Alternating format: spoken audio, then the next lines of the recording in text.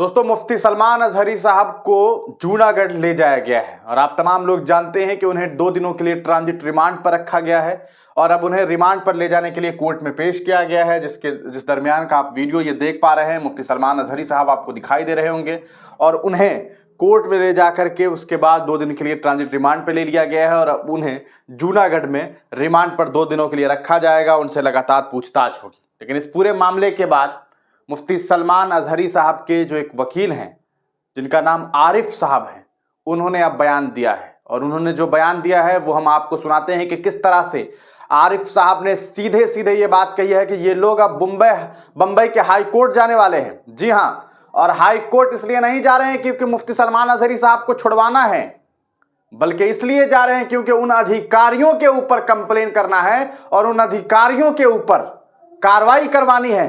वजह जानते हैं क्यों? क्योंकि जिस तरह से मुफ्ती साहब को 12 घंटे तक डिटेन किया गया, जिस तरह से मुंबई में देखा गया कि उन्हें 12 घंटे तक थाने के अंदर रखा गया, वो भी बगैर किसी लीगल नोटिस के, वो किसी भी तरह से सही नहीं था। और सुप्रीम कोर्ट इसके बारे में बहुत ही हार्शली कहता है कि बगैर नोटिस के अगर किसी अधिकारी ने इस तरह की कार्रवाई की तो उसके ऊपर कानूनी कार्रवाई होगी।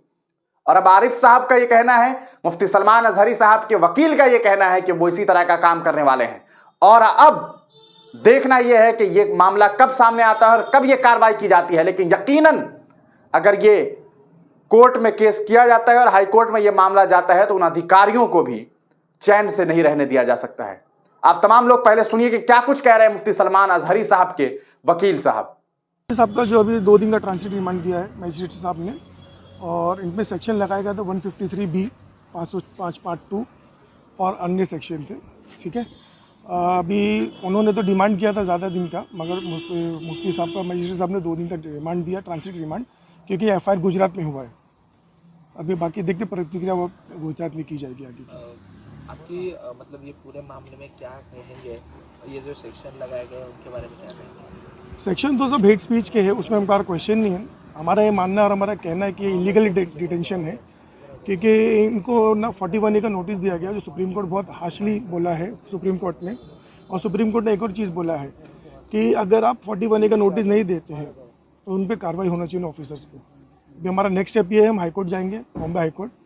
अभी हम जो उनके हैं, जो भी इन्होंने किया इलीगली डिटेन किया है, उनके ऊपर हम कार्रवाई करेंगे। हेबियस कॉर्पस फाइल करने का हमारा अभी क्या जानकारी दी गुजरात पुलिस ने? उनको कब तक कहाँ तक लेकर जाएंगे और कहाँ से? उन्होंने कहा है कि जूनागढ़ कोर्ट लेकर जाएंगे, वहाँ पर 2 दिन का ट्रांजिट रिमांड दिया गया है। उसके बाद फिर जो नॉर्मल जो प्रोसीजर चलता है, जेसी मांग करके बेल कराई जाएगी। क्या लगता है कि बॉम्बे गुजरात के अंदर है और ये बॉम्बे में रहते हैं, तो आप लोग हाई कोर्ट जा रहे हैं, तो हाई कोर्ट में ये डिमांड करेंगे कि केस को यहाँ पर ट्रांसफर किया जाए? क्या मांग रखेंगे बॉम्बे हाई कोर्ट में? वो तो बाद में देखा जाएगा। पहले तो हम इलीगल डिटेंशन की बात करेंगे, जिनको हेबियस कॉर्पस का हम आपको बता रहे हैं, क्योंकि इनको सुबह 11 बजे से लेकर शाम तक का पुलिस स्टेशन में इलीगली डिटेन किया गया बिना कोई नोटिस दिए हुए। तो दोस्तों, सुना आपने वकील साहब को, इन्होंने साफ साफ ये बात कही है कि ये लोग अब जो हैं वो बंबई के हाई कोर्ट जाने वाले हैं और वहां से मुफ्ती सलमान अजहरी साहब की हक की लड़ाई तो लड़नी ही है, लेकिन उन लोगों के ऊपर भी कार्रवाई करवानी है जिन लोगों ने मुफ्ती साहब को 12 घंटे तक इलीगली कहीं ना कहीं डिटेन करके रखा था। आप तमाम लोगों का इस पूरे प्रकरण पर क्या कुछ सोचना है, अपनी राय कमेंट सेक्शन में दीजिएगा। और अगर आप मुफ्ती साहब को पसंद करते हैं, उन्हें सपोर्ट करते हैं, तो इस वीडियो को ज़्यादा से ज़्यादा शेयर कीजिए, चैनल को सब्सक्राइब कीजिए और ख़ास करके कमेंट सेक्शन में उनके बारे में लिखना ना भूलें।